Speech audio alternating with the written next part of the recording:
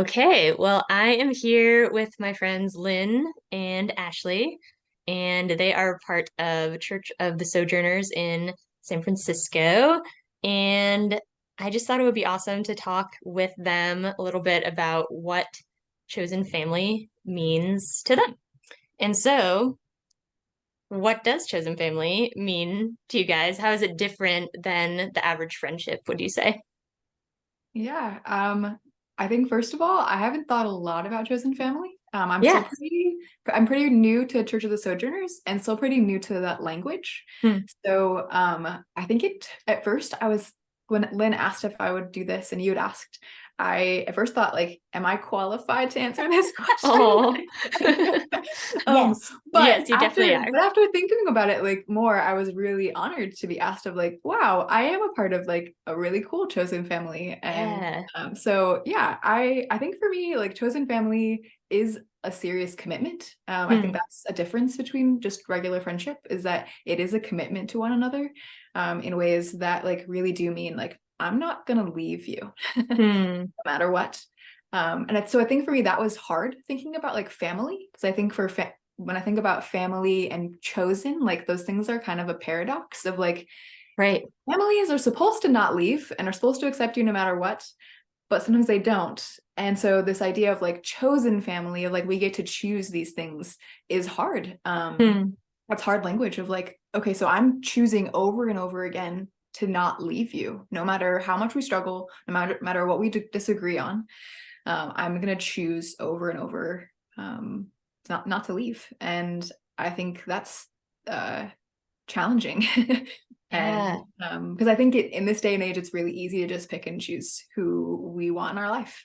And not that's a bad thing. I think there are really good reasons for not having certain relationships. But Hmm. but I do think there is something to say of like choosing to stick with something, even when that person doesn't agree with you on something really major, or when you have a serious conflict. Yeah.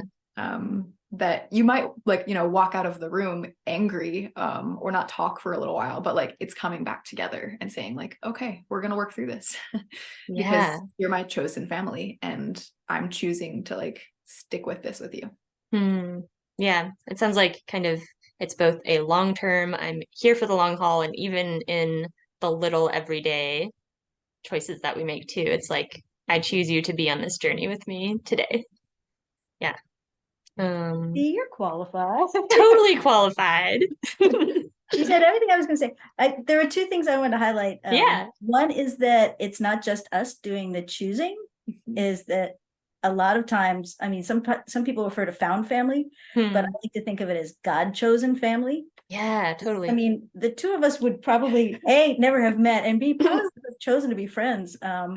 And the other thing about family is that ideally, family is intergenerational. Hmm. And that is something that sometimes we forget when we're choosing our family. We tend to choose just people like us. But when Hmm. God chooses our family, God chooses all kinds of random Yeah. Just look at the people that disciples, right? exactly. So I think that's an aspect of chosen family is that sometimes it's God Hmm. that's doing the choosing. And then we have to choose back. And that's another thing about families that you can't just choose people and say, you're my family if they don't choose you back. And so Right. that back and forth is really important and really kind of not always guaranteed. Hmm. Yeah. That's one of the challenges for sure. Um, yeah, I love that you also included like this is God choosing this as our family as well. Um, yeah, that's an aspect that can be forgotten sometimes and to everyone's detriment. Not So everybody has access to it. yeah, yeah. And a lot of people in the queer community talk about chosen family, but they don't think of it in terms of church family or spiritual family. It's Mm, just affinity family, which is true. a great thing and a necessary thing, but it's Yeah. not the only thing. Mm, yeah, very true. So how would you both say that just kind of honing in even closer, how are you two chosen family to one another on the daily basis? Well, we were chosen to live in the same house. Yeah. It wasn't entirely up to us, but I picked her anyway. So we're housemates. And so we eat dinner together 5 times a week. We do chores together. We take care of each other. We run to the store when people are sick. We expect to see each other every day. We expect if they're not going to be there, that they let us know. So there's this whole web of expectation. And that means there's always going to be failed expectations too. So that's part of being family. Yeah. But fortunately, not all chosen family gets to live together. We get to live together. And we worship together, and we celebrate holidays together. And Yeah. even really weird ones. Can you talk about one of the weird ones? Because now I'm curious. One of the things our church does is, instead of Independence Day on 4th of July, we have a celebration of Yahweh's kingship. Ooh, okay. That often includes like a no talent show and other A no talent show. Yeah, and talent, maybe lack of talent talent show. But anyway, that is amazing. I would love to see that. Come on the 4th of July. Yeah. So as families build traditions, our church because we live together and share so much of our life together, we build traditions. So that's another way. Yeah, I think Lynn already said this, but I think when I was thinking about answering this question, I was like, man, Lynn is not probably a person I would have ever run into, and like we would have just naturally become friends.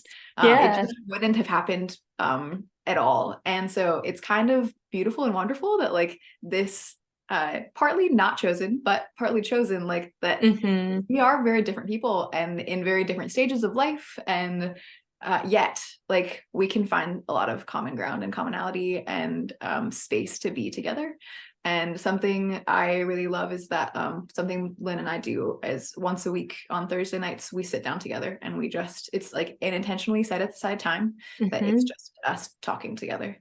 Awesome. And it's something I really look forward to. It's something, it's a space. I think for me, I need a space where I know I can be brave enough to say the things that are hard. And so having that space is good. It doesn't mean I will always say those things. Right.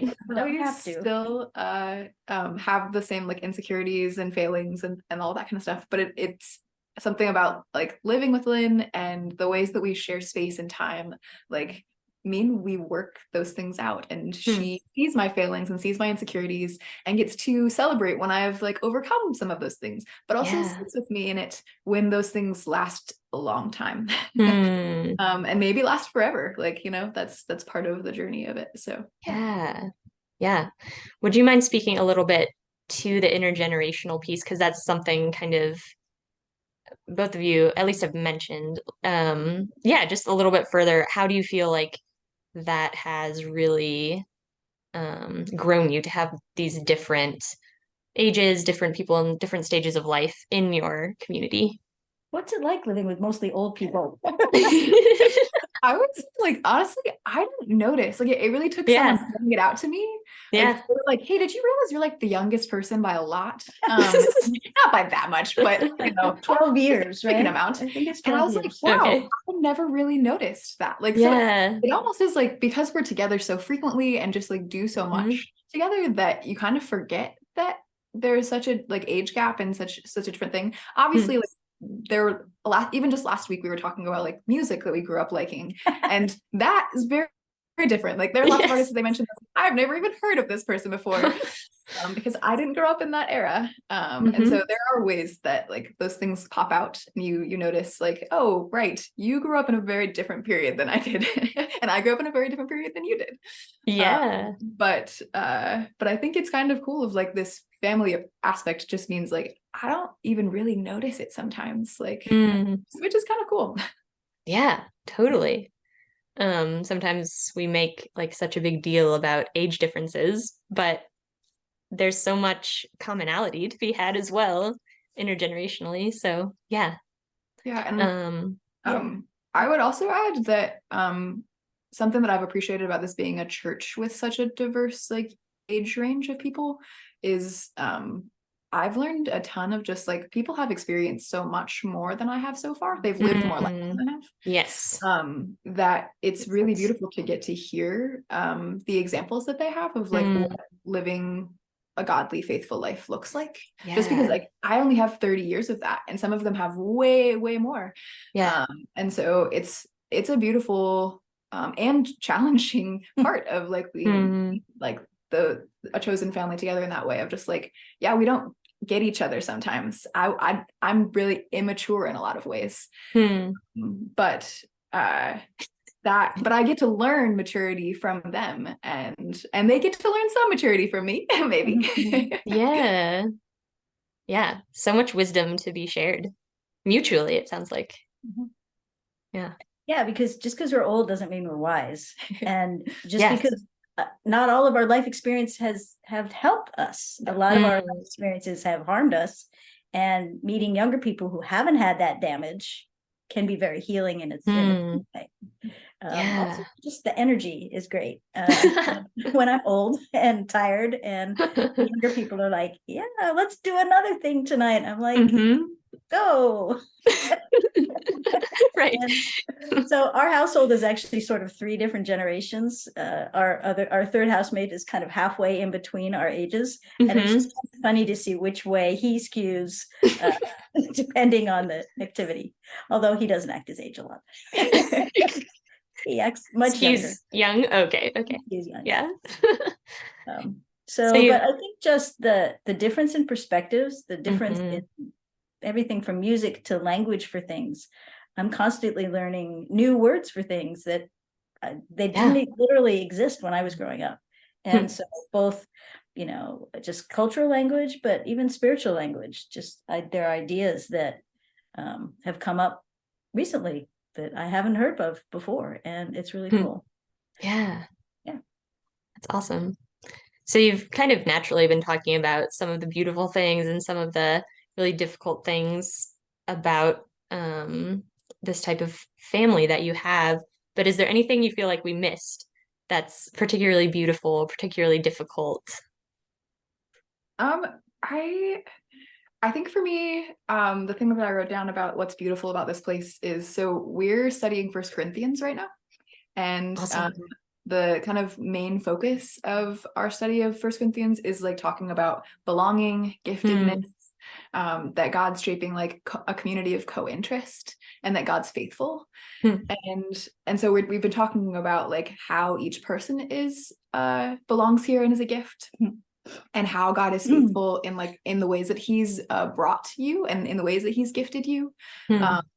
And just this, and then the idea of co-interest of just like, but it's not just about me feeling like I belong and me feeling like I'm a gift. It's also that I get to show you how you belong and how you're a gift, and make sure like it's about being together, like us shaping those things together.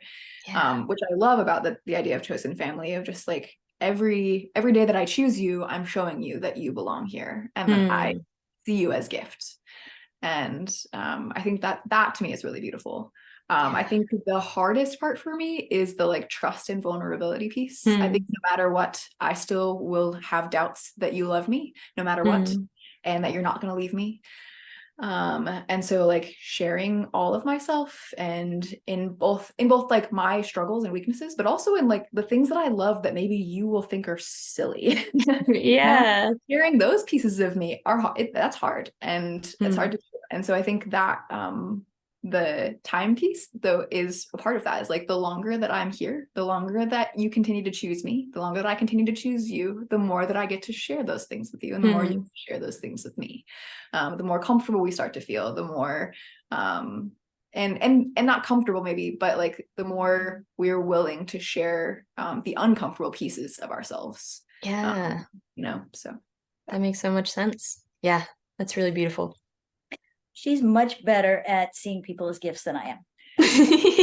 This is one of the hardest things for me, actually, because I am an irritable, cranky person, and I always see my housemates and friends and community members as gifts. That's a really hard thing.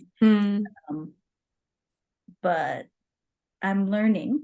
And that's one of the great things about community. When somebody's getting on my last nerve, Mm-hmm. somebody else is relating to them really positively, Yeah. it teaches me to let go of my Hmm. issue with them and say, oh yeah, like when I'm really having conflict with somebody, I'll go to their best friend and say, tell me something good about this person.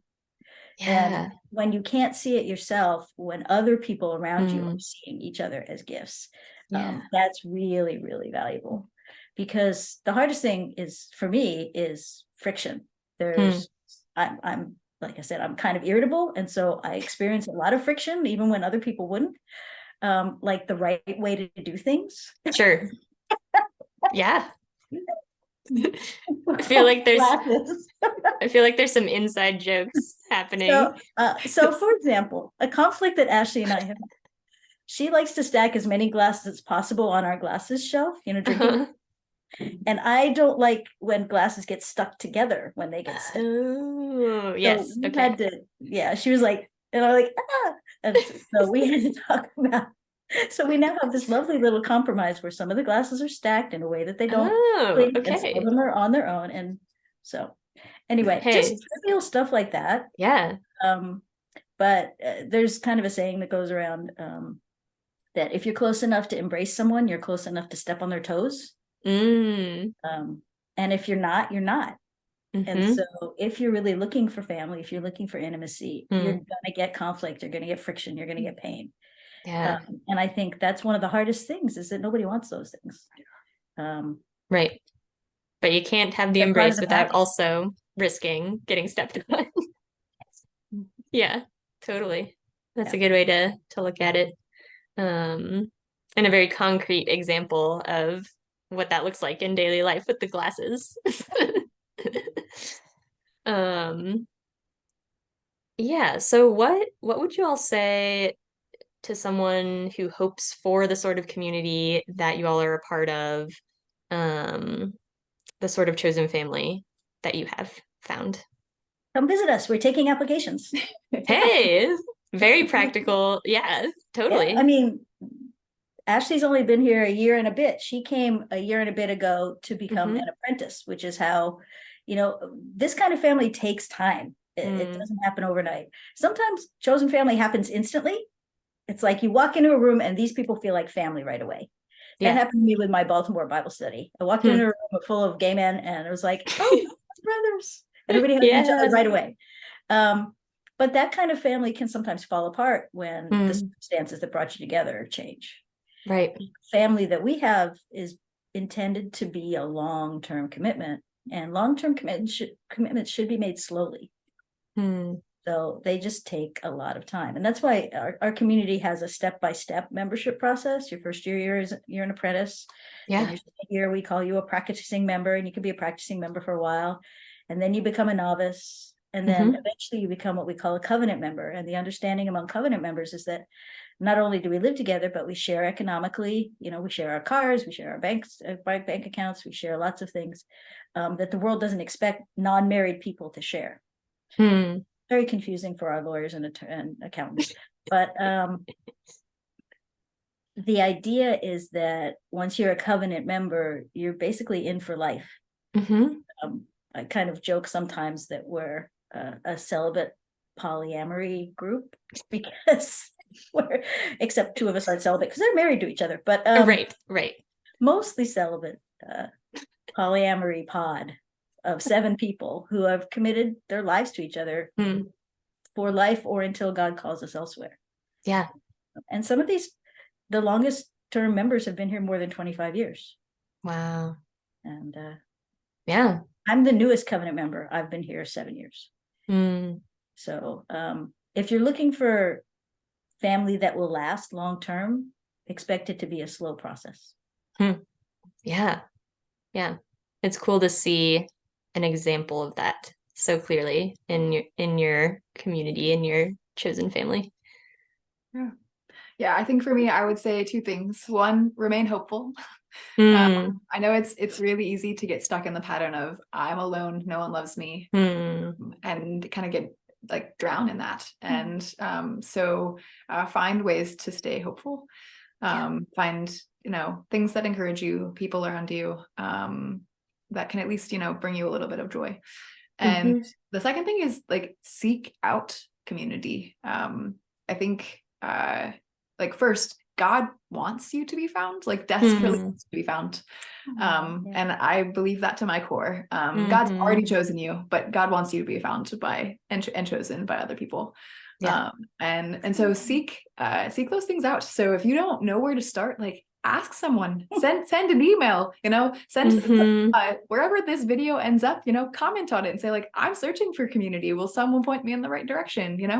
Some of those things will probably point you the wrong way, but Right. it's worth Be discerning. Yeah, it's worth throwing out there and saying like, okay, you found this thing, like where how can I do that too? And so be active in that. Don't be passive and just like, it's not magic. It really is like you have to work at it. And if it's something that you want, that it does, again, like Lynn said, it takes time. It takes a long time. And but that doesn't mean it can't happen. Yeah. That it won't. So yeah. I'm hearing be curious, be hopeful, like and be open. I think one of the biggest obstacles to people finding community is simply geography. Yes. People aren't necessarily willing to move. She moved from Indiana. I moved from Maryland. Yeah. People in our community moved from South Dakota or Minnesota. If it's what you want, be willing to be all in. And I think to be open to difference of just like difference in age, difference in like, I think it's easy to fall into friendship with people who are like you. Right. And that's not a bad thing. Like that's good. But I think if you want chosen family, that those people are maybe not going to be like you in a lot of ways. So just be open to that, recognizing like, hey, wow, these people look or act or are just very different than me. That doesn't mean that I can't belong here. Right. Yeah. This is great. So just kind of to end us off here, this has been really wonderful. Thank you again so much for doing this. What do you just feel like is one way God has grown you personally through your chosen family? For me, it's learning how to be gracious to myself. I think we talk a lot about grace and mercy and all those things, and I find it easier to do that for other people, to like show love even no matter what, and forgive pretty easily. But I think for me, I find that hard for myself. I see all of the things that I find wrong or find unlovable in me, and just don't like struggle a lot with that, and struggle with sharing that. And it being a part of God's chosen family is a way that like God's showing me again and again that like, hey, you could have grace for yourself too. Not just grace for everyone else. And I'll have so much grace for you, and yet you're pounding yourself down. And so just I'm learning all the time how to remember like, hey, love yourself, love who you are, no matter what. And I'm working on the things that I don't love. Totally. But I can love, but God loves me regardless of those things, and the people around me love me regardless of those things. So amen. Love it. What about you, Lynn? For me, it's letting go of having to have things the right way, or even the concept that there is a right way. There is no right way to stack glasses on a shelf. As much as my brain wants to say this is the right way, it's not a right or wrong, it's just different. And after 60 plus years of thinking right and wrong, it's living in community is wearing the edges off those spikes. Like, yes, difference can be neutral. It can be, I've always acknowledged that difference can be good, but the difference is that some differences aren't right or wrong. In fact, 99.9% of things in the world are not a question of right or wrong. But I was raised so much, and I think temperamentally I'm so much along those lines that it really takes a lot of seeing great examples in ways that I thought could never be right, to really let go of that and be open to, there can be lots of okay ways to do things, even if they're not the perfect way that I would think of. Yeah. But unlearning that, I have a long way to go, but that's definitely something that God's working on, is letting go of having to have things the way that I think they ought to be. Yeah. Yeah. That's a really wonderful and hard lesson to learn as well. Yeah. Well, thank you both so much for just being willing to be so open about your community, your form of chosen family. Is there anything before we sign off that you feel like we missed, that maybe just is sometimes missed in the conversation in general about chosen family, that you'd like to just talk about a little bit? If not, it's totally okay. I mean, Ashley mentioned being open to different people who are different. I think sometimes we make it sound too easy, as if all differences are equal. There are some ways that you need to be with people who are like you. And if you have a history of abuse, or if you have a history of being a marginalized person, it can make sense to really need people who are like you in those significant ways. And so I don't want to downplay that. Because it's just, being open to new people is much, much harder for some people than others. And being really open to certain sort of predominantly white Christian spaces is a lot harder for some people than others, for a whole variety of reasons. And so I don't want to say that there's never good reasons to look for people like you. And some likenesses are more important than others. I mean, for example, our community has rules about our sexual behavior. And if we had somebody who really didn't want to live by those rules and was openly flouting them, that would not work. So in that sense, they have to be like us on some level. On the other hand, there's plenty of ways that other differences don't matter or enrich.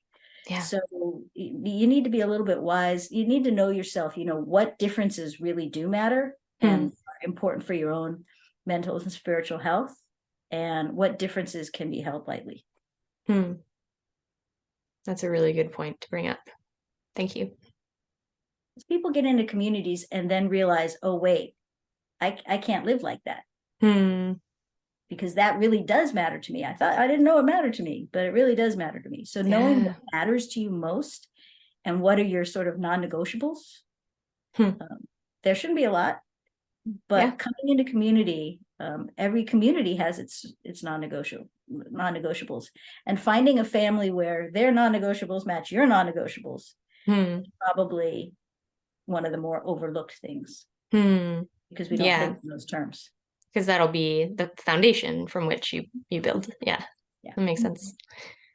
And then on top of, completely ditto to all of the things.